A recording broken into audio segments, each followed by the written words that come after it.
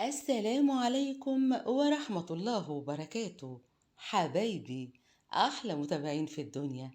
وصفة النهاردة من أحب الوصفات لقلبي. هنعمل مع بعض طاجن البامية بطريقة سهلة وبسيطة. أتمنى من قلبي إنها تعجبكم وإنكم تعتمدوها. يلا بينا نسمي الله ونبدأ مع بعض. هنبتدي بالبامية، والبامية دي أنا كنت مفرزاها ضمن التفريزات اللي كنت عاملاها قبل كده.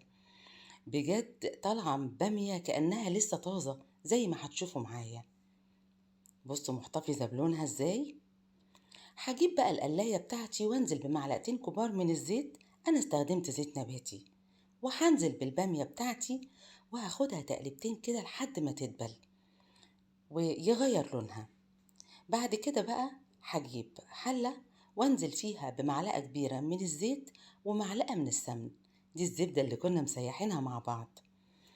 هنزل عليهم بمعلقة كبيرة من البصل، ما يعادل بصلاية متوسطة بشرها ناعم جدا، وبقلب ولا أسهل من كده. هنزل بقى بمعلقة صغيرة من التوم ده اللي احنا فرمينه ومفرزينه. هنزل عليهم بمعلقتين كبار من صلصة الطماطم، وبنقلب زي ما انتوا شايفين. نص معلقة من السكر عشان تعادل الطعم وتمنع الحموضة، وبنقلب. هنزل عليهم بحوالي 500 جرام من الطماطم دي كمان كنت مفرزاها، وبنقلب زي ما انتوا شايفين ولا اسهل من كده. التوابل بقى عبارة عن مكعب مرقة، عندنا كمان ملح، فلفل اسمر، وطبعا خلطة السبع بهارات. اذا ما كانتش متاحة عندك مفيش فيها اي مشكلة، تقدري تستخدمي اي بهارات متوفرة عندك، مش هيفرق. وبنقلب زي ما انتوا شايفين، وهنسيب بقى الصلصة بتاعتنا علشان تتسبك. وعايزة اوريكم بقى البامية بتاعتنا عاملة ازاي دلوقتي بقى هاخد البامية بتاعتي وانزل بيها على الصلصة زي ما انتوا شايفين كده. في الوقت ده هي هتاخد معايا يا دوب غلوتين اتنين مش اكتر، الصلصة متسبكة، وكمان البامية بتاعتنا دخلت في السوا زي ما انتوا شايفين كده معايا، ولا اسهل من كده.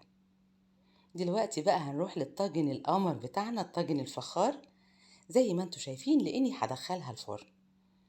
هنزل دلوقتي بقى بالبامية بتاعتي زي ما انتوا شايفين. الفرن بتاعي شغال على درجة حرارة 180. هي ما بتاخدش اكتر من 10 دقايق، يعني كام دقيقة كده في الفرن ودقيقتين تحت الشواية، وتطلع زي ما انتوا شايفين بالشكل القمر ده. بجد مفيش احلى من كده. بتمنى من قلبي الفيديو يعجبكم. يا ريت اذا عجبكم ما تبخلوش عليا بلايك، بشير، باشتراككم في القناة. محتاجة جدا لدعمكم، واستنوني دايما في المطبخ مع سنة. السلام عليكم.